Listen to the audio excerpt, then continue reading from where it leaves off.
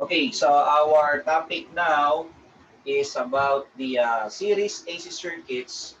Okay,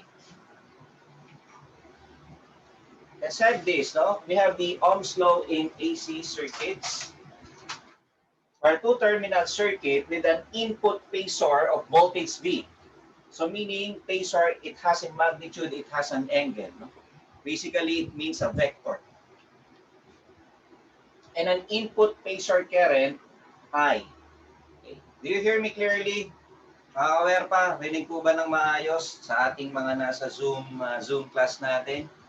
Hello, hello, rinig po ba? Pakita mo nga muna yung ating mga Facebook, yung ating mga Zoom class.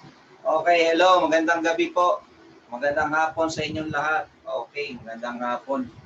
Sige, tuloy natin to. No? This is our topic about the series AC circuit. So we have a voltage V here. Okay, then an input phasor current I and the impedance Z of the circuit is defined as the ratio of the voltage to current. No? It's just like in Ohm's law in this circuit, which is the resistance is equal to the voltage over the current. Okay? And in DC circuit, this is resistance. No? So in AC circuit, this is impedance. Okay? So, Ohm's law in AC circuit states that the current flowing in a circuit is directly proportional to the voltage and inversely proportional to the impedance. So, meaning, if we increase the voltage, the current will also increase. Okay? If we decrease the voltage, the current will also decrease. Okay. What about the impedance? What is the effect if we increase the impedance? What is the effect on the current? Okay? Okay, mathematically, our impedance is the denominator. So if we have a higher impedance, that will give us a lower current. If you have a lower impedance, this will give us a higher current, meaning they are inversely proportional. Okay? The voltage is directly proportional to the current. If this is in the numerator, that is directly proportional. If this is the denominator, this is inversely proportional. Okay, so to get now our voltage, so our voltage is equal to the product of the current and the impedance here, the current and the impedance. So please take note of this. Okay, let's go with the series AC circuit. We are given here three impedances, Z1, Z2, and Z sub 3. To get the total impedance is simply you have to add all the impedances. It's just like in this circuit that you have to add all the resistances. In this circuit, just add all the impedances. Okay, what about now for the voltage? The total voltage is equal to the phasor sum of V1, V2, and V sub 3. And what about now the current? The current or the total current, well, this is just a common current flowing in this circuit because that is connected in series. Okay, let's have example number 1. Okay, we have this example number 1. The resistance of the coil is, we have here 1.5 ohms. So we already have a picture here, a drawing here. So, and its inductive reactance of 2 ohms. When the current is 4 amperes.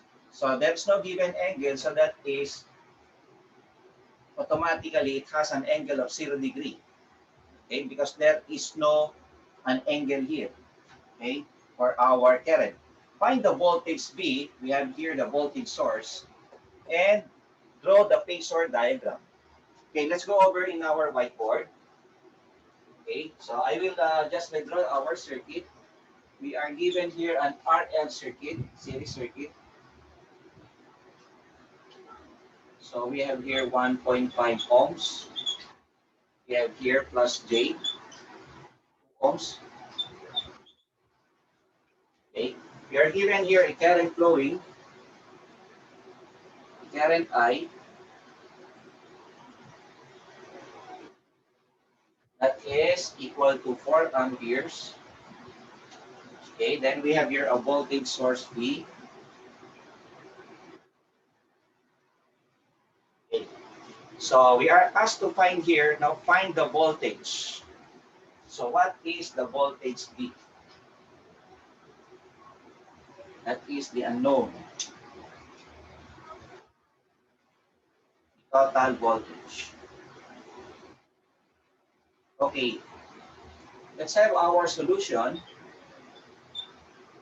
Our voltage V is simply equal to the, by Ohm's law, that is equal to the current multiplied by the impedance. So please take note that you have from the DC circuit, if you have here your voltage, this is your voltage, this is your current, this is your impedance. If you are finding the voltage, okay, put your finger here. So what will be left is just simply our IZ. So therefore, voltage is equal to IZ. If you're finding our I, so okay, what will be left here is V over Z. So this is V over Z. If you are finding our Z, so we have here, put our finger here. What will be left here is V over I. Okay, V over I. Okay, so this triangle is what we call, that is a magic triangle. Okay, so please take note of this triangle. So in here, we have to find the impedance. We have to get the impedance. Our Z is simply equal to, again, did you remember our lesson last time? So our lesson is the Z is equal to R plus minus JX. Okay. So our Z now will be equal to, what is our resistance? 1.5 ohm. 1.5. And then, since we have a J2, that is a positive J. If we are given here an inductance, no, or an inductor.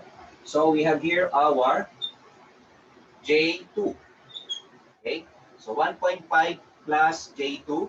So we have to convert this into,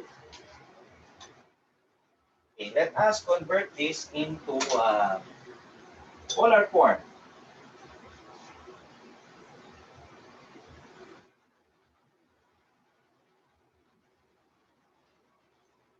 Okay, so put our calculator into mode 1. Take note, do you have your calculator?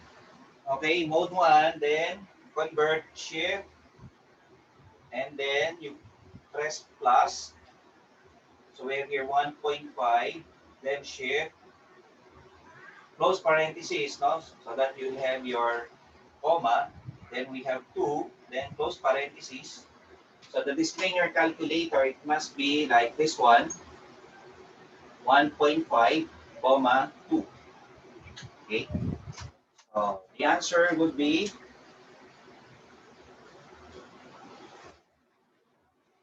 that will be 2.5. Okay, so let us put here 2.5. And then we have here cis of, or the bar angle of 53.13 degrees.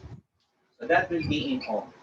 So we already have our impedance. So to get now our voltage V, so our voltage V, just put it here. So our current is 4. Actually, it has an angle of 0 degree. Well, you can erase this actually, because that is understood to be 0 degree. If you will just see here, just 4. Understood to be it has an angle of 0 degree. Okay? Then we have to multiply it by the impedance, which is 2.5 bar angle 53.13 degrees. So take note of this. So we have here 4 times 2.5. So 4 times 2.5. So you have here, of course, your 10. That is bar angle 53.13 degrees. Okay, so this will be our answer for our voltage. So the answer would be 10 bar angle of 53.13 degrees. And that is what letter, partner? The answer would be letter B. That is our answer. Okay, what about now? It says here, draw the phasor diagram. Actually, there is already the phasor diagram here. Okay, so please close up this portion, partner. So the current, it has an angle of 0 degree. Take note, if there is no given angle, that is automatically to be 0 degree. And always, if we mean 0 degree, just like here, if this is 0 degree, that is what we call the reference phasor or reference vector. Always, you will use this principle in power systems. If that is the reference phasor, meaning that is 0 degree. Reference phasor. Phasor or vector. Okay? So take a look here. So we have here our current. That is, it has an angle of 0 degree. That's given in the problem. So you have here 4 ampere. That is angle 0 degree. Now, we calculate for the voltage. The magnitude of the voltage is 10 volts. So this is now the 10 volts. Remember, it has an angle of 53.1 degrees, meaning your voltage is what? Leading. Who is lagging? Your current. Because your current, it has an angle of 0 degree. Okay? It has an angle of 0 degree. And your voltage it has an angle of 53.1 degrees. Always remember, the more positive is the more leading. Who is more positive? Is it 0 degree or 53 degrees? The more positive is 53 degrees. So take note of that. Take note of that. Okay? So therefore, the more positive is 53 degrees. Therefore, the more leading is the voltage. The voltage is leading. The current is lagging. No? If we mean lagging in our language, it is nahuhuli. No? Lagging behind, nahuhuli. If we mean voltage, if we mean leading, nauuna. It's like from the word leader, nauuna. Tagapanguna, leader. Okay? So, the more positive is the more leading. Take note. For example, sir, you have your voltage 220, more angle uh, negative 40 degrees in volts. You have your current here that is equal to 10 amperes, negative 10 degrees in ampere. Question. Who is more leading here? Who is more leading? Is it the voltage or the current? Is it the voltage or the current? You have your negative 40. You have your negative 10 degrees. The more leading is more positive. If we are to graph this in our Cartesian plane or in our Cartesian plane in AC circuit. So um, you have here, no? You have here your. I'll show you the sine wave of this. I'll show you this one.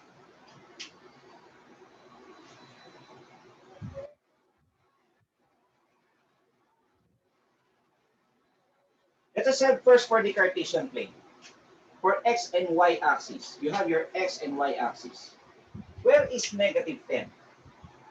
Where is negative 10? Let's say this is our negative 10. Where is negative 40? Negative 10, negative 20, negative 30, negative 40. This is negative 40.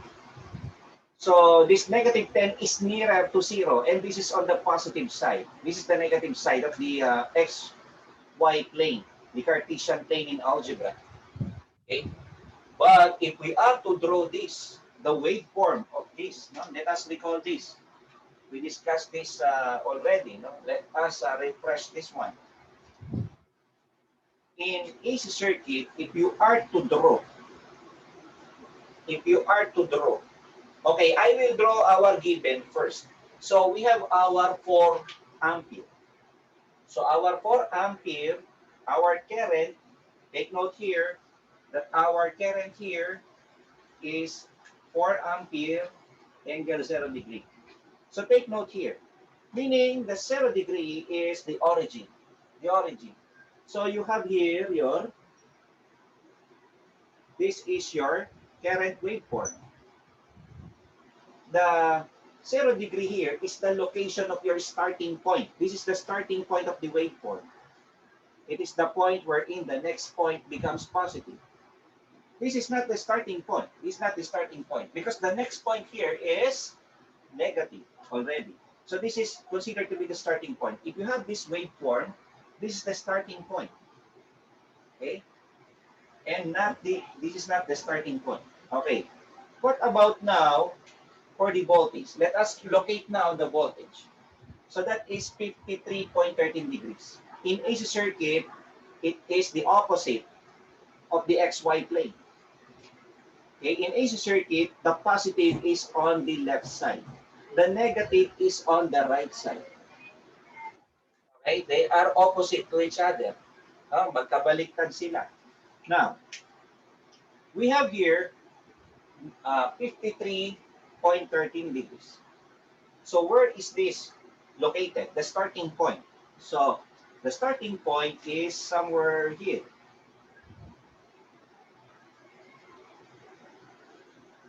So this is your voltage waveform. This is your positive 53.13 degrees. That is why you will be having a phase difference from the two starting point. This is now the phase difference. The distance of the two starting point. That is what we call the phase difference. Again, the phase difference, theta phase difference is theta leading minus theta lagging. Okay? Theta leading minus theta lagging. Now, let us have this sample. We have an example here. So we have here, this is positive, this is negative. So we have an angle negative 10 for the current. Where is our current? Let's say this is negative, this is 10, 20, 30, 40. But the negative side is on the right side. So we have here our current waveform. This is our current waveform. This one.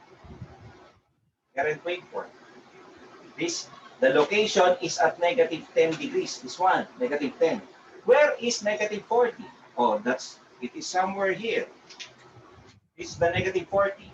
10, 20, 10, 20, 30, 40. So this is the negative 40 degrees. Here. This is now the voltage waveform. So the distance between the two starting points is what we call the phase difference. The phase difference. As I told you, let's say this is the head of two basketball players. This is the side view head. They are running each other. Okay? So, okay, let's say this is the court. This is the court of Golden State Warriors. Okay? This current is Stephen Curry current. No? The head of current is nearer to the court. Let's say this is the court. This is the court. This is the court. Okay? Let's put a net here. Okay? This is the court. So, the head of current is nearer to the court. This is the finish line.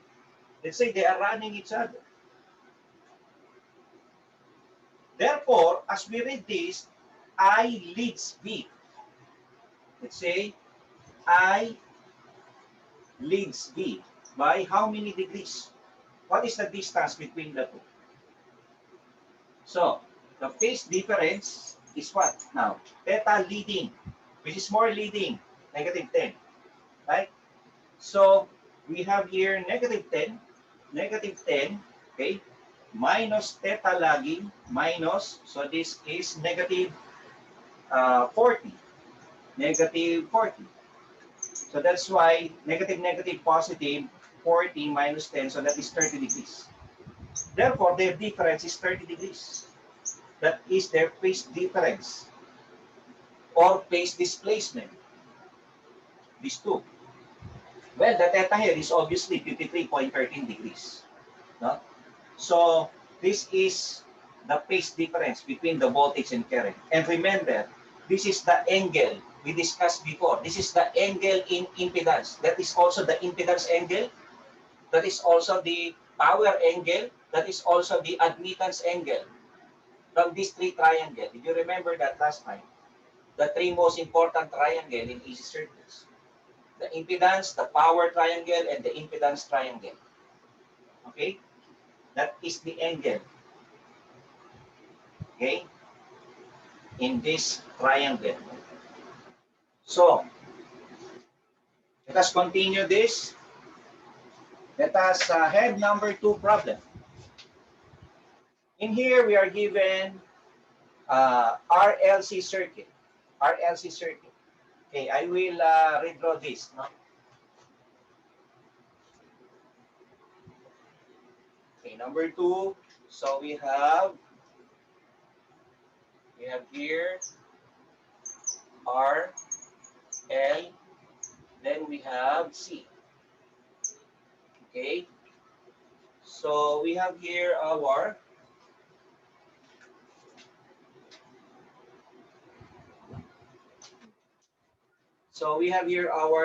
is that 3 ohms? Yes, 3 ohms. 3 ohms. So we have here J8 ohms.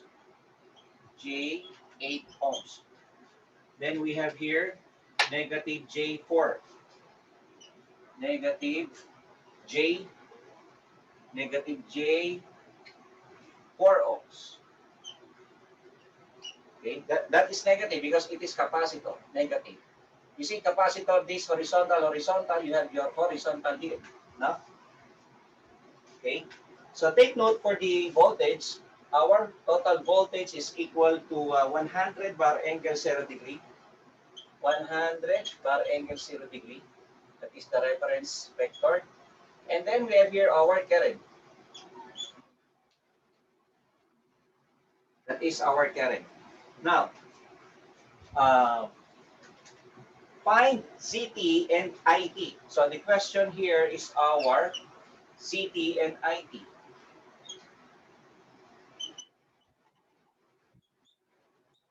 That is the question. Let us have first our ZT. So our ZT here is equal to, so we have here our 3 ohms and then plus J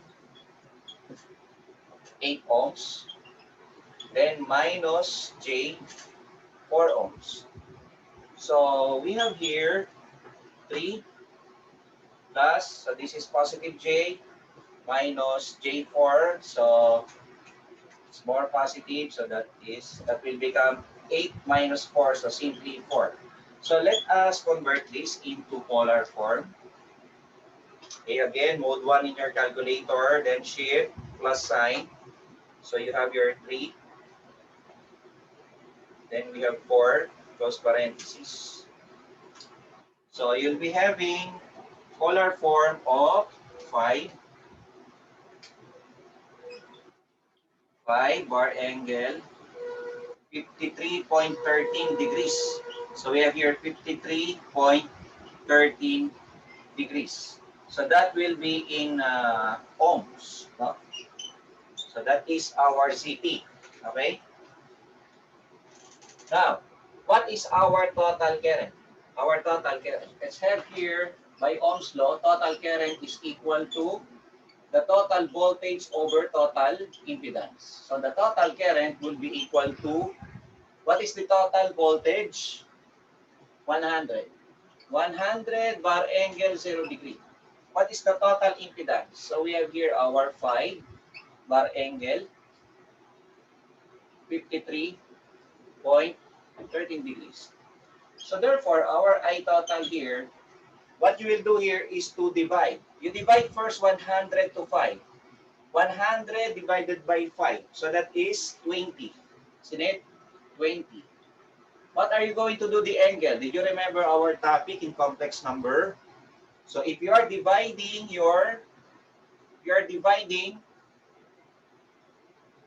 two complex number in polar form, what are you going to do with the angle? So you subtract. So this is 0 minus 53.13. Therefore, that will be negative 53.13 degrees. That will be in amperes. So our final answer is this one.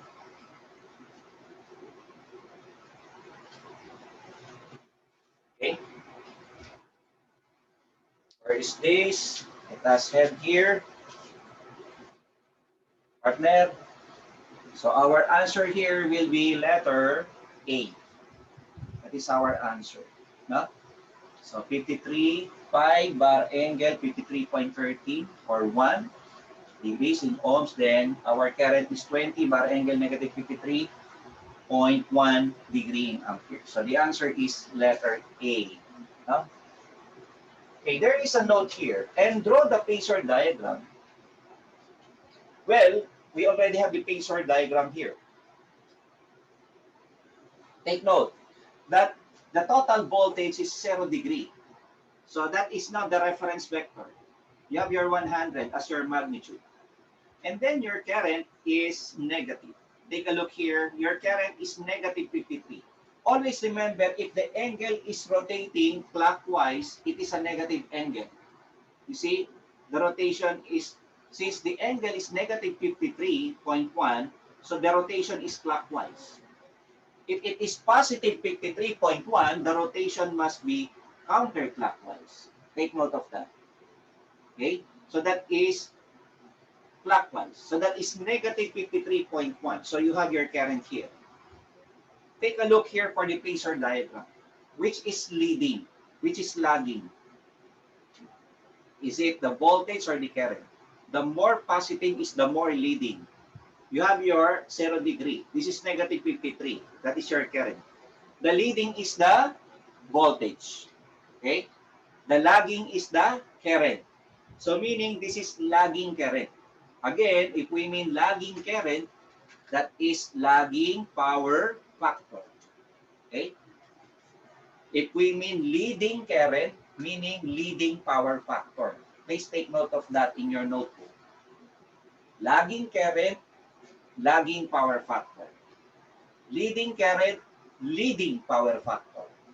Okay? The power factor dictates the nature of the current, not the voltage. Okay? Not the voltage. No? So, sumusunod siya sa kuryente, hindi sa voltahe. No? Okay? Yung tinatawag na power factor. Okay? Now, there is a note here, no? And draw the phasor diagram. We already have. No?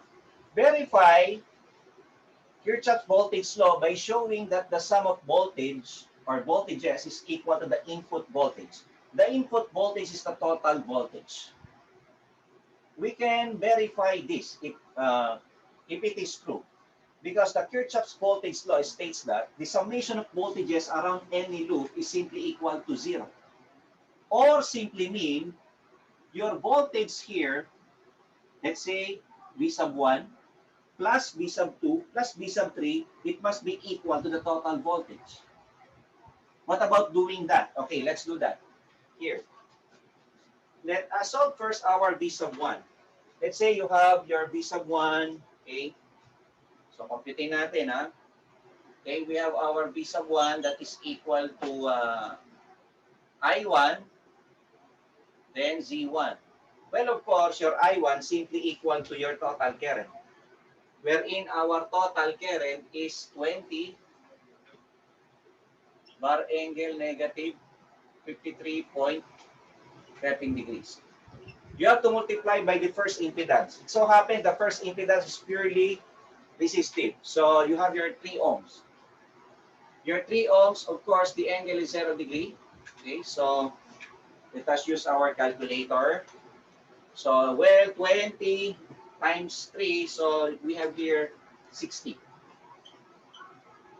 Then bar angle. What are you going to do with the angle? If we are multiplying two complex numbers, polar form, you add, right? You add. Anyway, this is negative 53.13 plus 0, simply negative 53.13 degrees. What about our V sub 2, guys? V sub 2. Our V sub 2 is I2 Z2. So what do we have here? Again, we have here 20 bar angle negative 53.13 degrees multiplied by. Remember our Z2. Take a look here. Our Z2 is purely inductive here, inductance. That is positive J. Again, if we have resistance, you will see resistance here. That is your resistance. You have your, this is positive J X sub L. Remember, this is positive 90 degrees. So you have here your negative J X sub C. That is negative 90 degrees in polar form. Meaning the positive J is positive 90 degrees. The negative J is negative 90 degrees. So let us put it here. Okay, so we have J8, meaning, so you have your 8. Okay, so what is now the angle? Take a look here. It's just like putting a voltmeter. Okay, pakita natin, partner. This is our V1. Okay, this is our V2. Okay, this is our V sub 3. Okay, so we have here 8 bar angle. So we have positive, no? So meaning that is positive 90 degrees. Okay, so let us multiply. We have 20 times 8. So of course you have your 160. 160. What is now the angle? You have your 90. You have to add the 2. So that will become 90. Well, this is negative plus negative. Well, that will become minus 53.13. So it is equal to 36.87 positive. What about our V sub 2? That will be our I3 C2. Of course, 20 bar angle negative 53.13 then times. So that is, we have here 4. Sinit, we have 4. So put here 4. And then this is negative 90 degrees. That is negative J is negative 90 degrees. So that would be equal to 4 times 2. So we have here 8. So that will become 80. No? So what about now the angle? That is negative 90, then minus 53.13. So that will be equal to negative 143. 143.30 degrees. You see, you have your V1, V2, and V3. Well, by Kirchhoff's voltage law,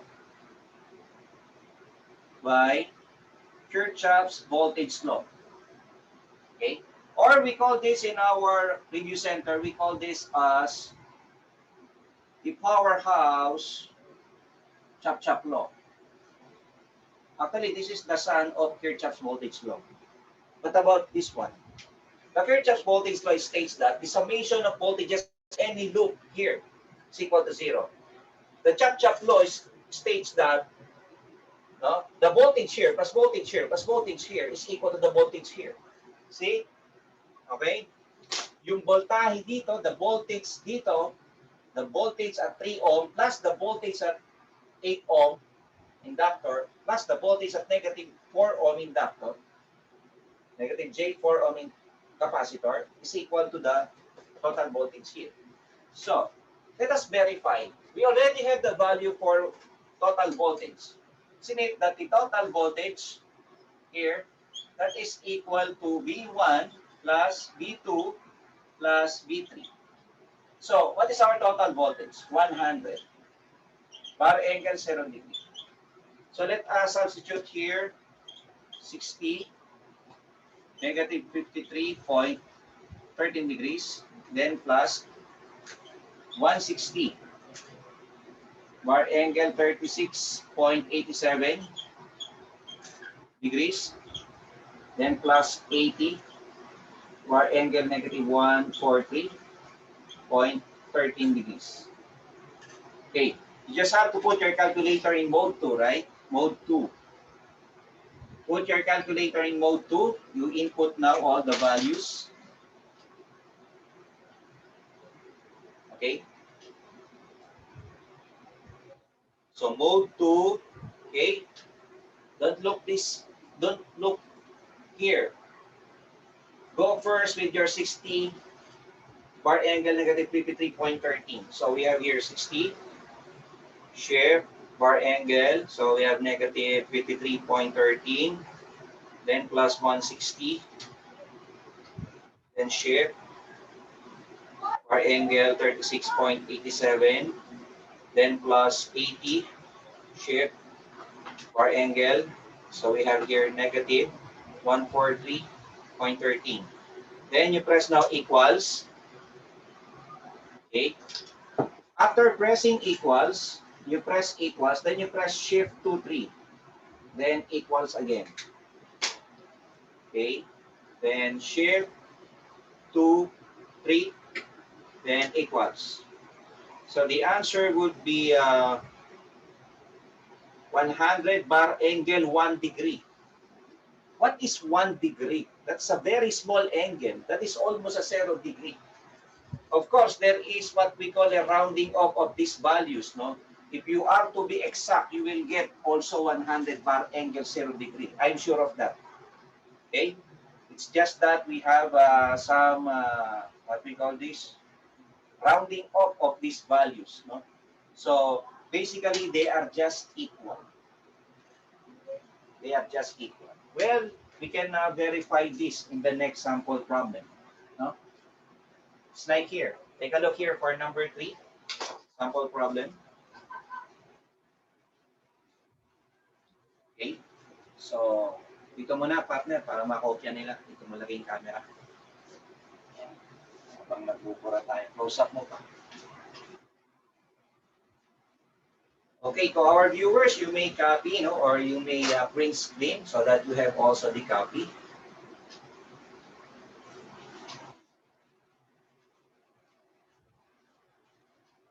Well, we are inviting all our Facebook viewers, no, to join in our Zoom class, no. Well, the advantage is you may ask questions, no. You want to ask something, no, you may ask question. We are going to answer this question. We will discuss your question, okay? And we have a very good news to everybody, no?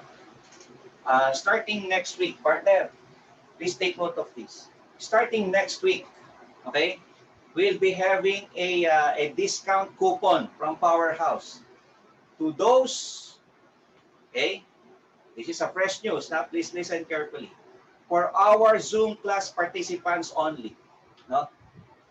Okay, we will have a raffle before the end of the program. No, we will have a raffle.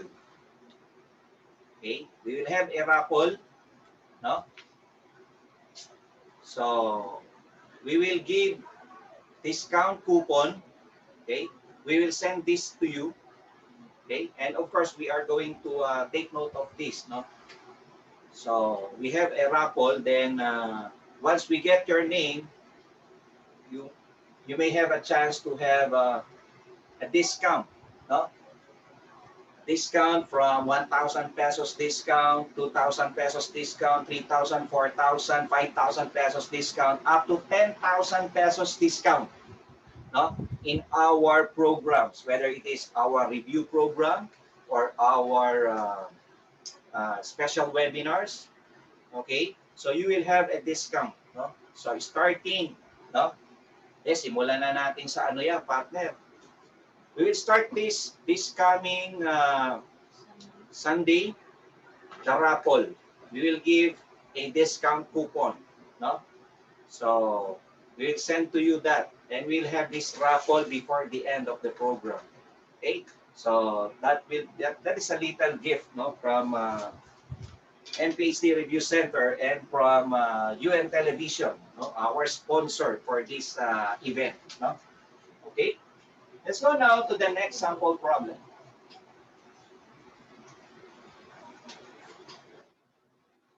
Okay, in the series circuit, the effective value, if the current indicated by the ammeter, is 10 amperes. So we have here 10 amperes. What are the readings on the voltmeter placed across the entire circuit and then across each element? So here you will see there is V sub 1, V sub 2, and V sub 3. What are the voltages in this circuit? That is the question. Okay, first, we have to know the impedance. Let us know first the impedance for this number 3 problem. Okay, our impedance now will be equal to, what is our R? We have 2 ohms. Then what is our J? So we have here positive J plus J6. Then we have here negative J4. Okay, so therefore we can have here 2. So this is 6. Let us combine like terms. So this is, it has a variable J here. Okay, so we have 6 minus 4, so we have 2. That is positive 2, right? So we have here positive J2. Okay, let us convert this. This will be our total impedance. So let us convert this. Mode 1 in your calculator. So you have here the shift plus, so we have here 2, shift, comma, so we have here 2, close parentheses, then equals.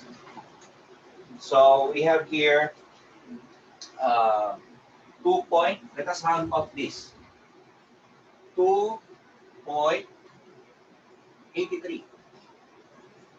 Then bar angle, so that is positive 45 degrees.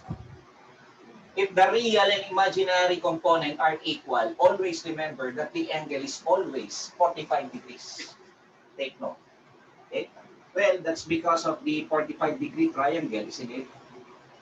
Let's say this is our x and y. Let's say if x is equal to y, therefore our theta here is equal to 45 degrees because of the 45-degree triangle. See? So this is now the ohmic value of the impedance. That is the value. Okay? So let us get our total voltage. The total voltage is equal to the total current times the total impedance. So what is the total current? Total current, so we don't have an angle, so that is 0 degree. The current is 10. Bar angle 0 degree. Is it okay? I will not put the bar angle 0 degree. Understood to be it has a 0 degree angle. So you have your Z sub t that is equal to 2.83. So bar angle 45 degrees, and that is equal to 28.3. That is 28.3 bar angle. So you have your 0 plus 45. That should also be 45 degrees. What about our V sub 1? Of course, our V sub 1 simply equal to I1 times Z sub 1. What is our I1? Our I1 is always equal to I total, which is 10. 10 times, okay? What is our Z1? Our Z1 is the resistance, the 2 ohm resistance. Take a look here. Okay, that is a 2 ohm resistance. The 2 ohm resistance, remember, that is always again 0 degree. And this is also 0 degree. So 0 plus 0, of course, that is 0. So 10 times 2, so we have here 20. So that is bar angle 0 degree. What about our V sub 2 here? So our V sub 2 is equal to, we have our I2 times V sub 2. So we have here our, what? So 10, bar angle 0 degree, times Z sub 2. Our Z sub 2 again, so we have an inductance here that is 6 ohms. That is a positive J. So we have here 6 bar angle. Well, again, positive J is positive 90 degrees. So that is why 10 times 6, so we have here 60 bar angle, 90 degrees. So we have our B sub 3. So our B sub 3 here is I sub 3 times D sub 3. So we have here 10, then times D sub 3 is, we have here 4 bar angle, negative J is negative 90 degrees. So that is equal to, so this is 40. 10 times 4 is 40. Then we have here, of course, 0 plus negative 90. Of course, that is negative 90 also. Okay, we have to get the total voltage. Let us verify, I mean. That's equal to V sub 1 plus V sub 2 plus V sub 3. Okay, in here, let us get first our V sub 1. 20 bar angle 0 degree. What is our V sub 2? We have here 60 bar angle 90 degrees. What about V sub 3? So we have here 40, okay, bar angle negative 90 degrees. Again, use your calculator, mode 2 in your calculator, then you press all of this. Then after pressing, you press shift 2, 3 equals. Okay.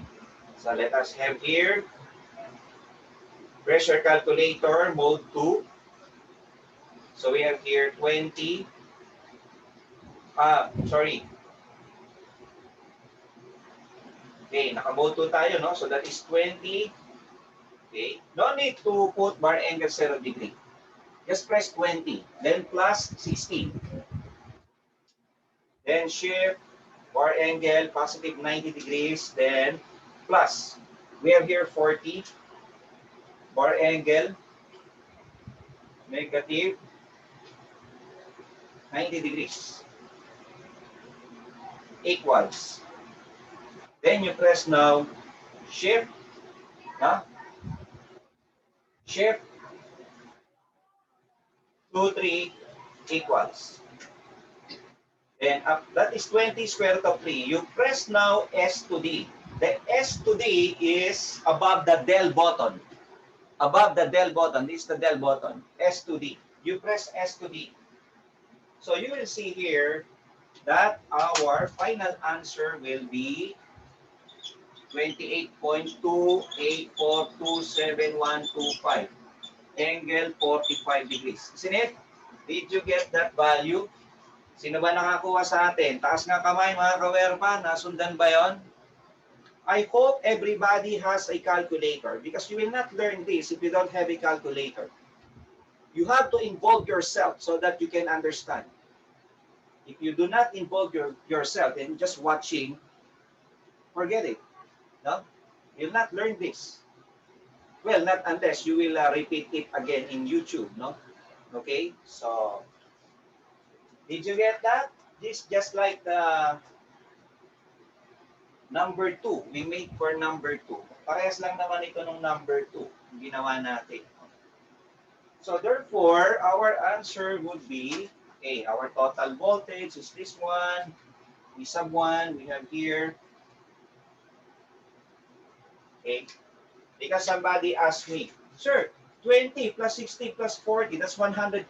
That should be the total voltage. You are wrong. But this is 20, 60, 40. Because here, take a look here for the answer. By the way, the answer here are all, it has no angle. You see, here, V1, 20, okay, that's check. V2, 60, check. Then 40, check. Then you will have here 28.3. Because in this circuit, we learned that the summation of voltages is equal to the source voltage here. But remember, this is a vector quantity. You have to consider the angle. Okay? How come, sir, this is 60? This is 40. That's greater than the total voltage. You see? Is it really possible? Yes. Because of the angle. Because this is what we call the vector sum or the phasor sum. It's not a scalar sum. It's not, in DC circuit, that's what we call the scalar sum. It has no angle. The angle, they are all 0 degree in direct current circuit if we are studying purely resistance. No? But now, there is inductance and capacitance. There is an angle. Okay? So, did you get that, mga kawerpa? Nasundan ba yon? Okay? So, that's it for the first part. Thank you. Thanks be to God.